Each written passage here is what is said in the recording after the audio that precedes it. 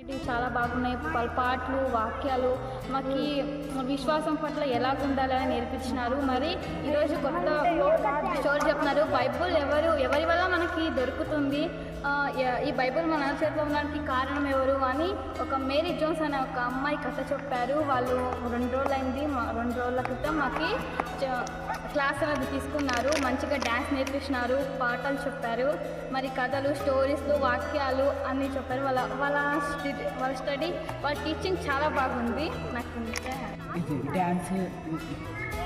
డాన్స్లో actions, వాక్యాలు అన్నీ చెప్పాడు.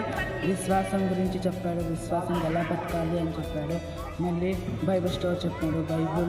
బైబుల్ని ఎలా చదవాలి అంటే బైబుల్ నుండి ఎట్లా నేర్చుకున్నాం, బైబుల్ ఎవరి నుండి వచ్చింది, ఇప్పుడు మన బైబుల్ మన చేతిలో ఉన్నంత వరకు చదువుకోవాలి. చెప్పింది అంటే అర్థమయ్యేట అట్లా పాటలు చెప్పారు. మళ్ళీ విశ్వాసం గురించి మా ఆత్మీయ జీవితంలో ఎలా ఉండాలి అని చెప్పారు.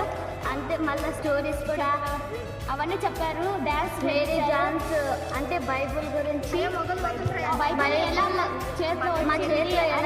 అనేది చెప్పించారు. మా ఆత్మీయ జీవితంలో వాళ్ళు చెప్పినట్లుగా మాకు నడుచుకోవాలి. ఉపయోగం పడింది, అయింది. ఈ 3 రోజులు మనం వచ్చినందువలన మనకి చాలా తెలుసుకున్నాము. 3 రోజులు రావడం వల్ల మొదటిగా మనం బైబుల్ గురించి తెలుసుకున్నాము. అదేవిధంగా యాక్షన్ సాంగ్స్, పాటలు ఇంకా చాలా నేర్చుకున్నాము. అలాగే మనకు బైబుల్ ఎలా వచ్చిందో, మనకి దానికోసం ఎంత కష్టపడ్డారో, ఎక్కడి నుంచి వచ్చిందో అని అన్నీ తెలుసుకున్నాం. అన్న రావడం వల్ల మనకు బాగా ఉపయోగమైంది.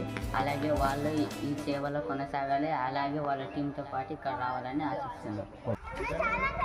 మాకు బాగా నేర్పించారు, బాగా నచ్చేలా చేశారు. చిన్న పిల్లలు అయితే బాగా ఎంజాయ్ చేశారు. మాకైతే స్టోరీ అంటే విశ్వాసం గురించి గొప్పగా చెప్పారు.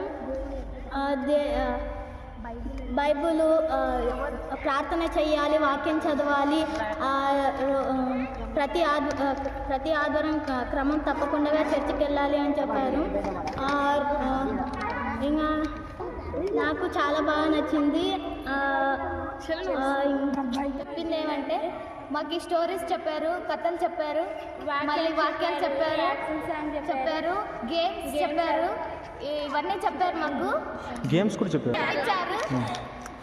యాక్షన్ సాంగ్స్ ఫస్ట్ ఎలా వేయాలి దాని గురించి చెప్పారు.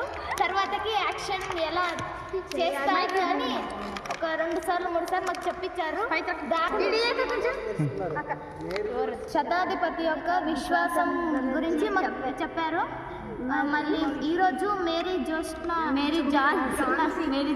గురించి చెప్పారు.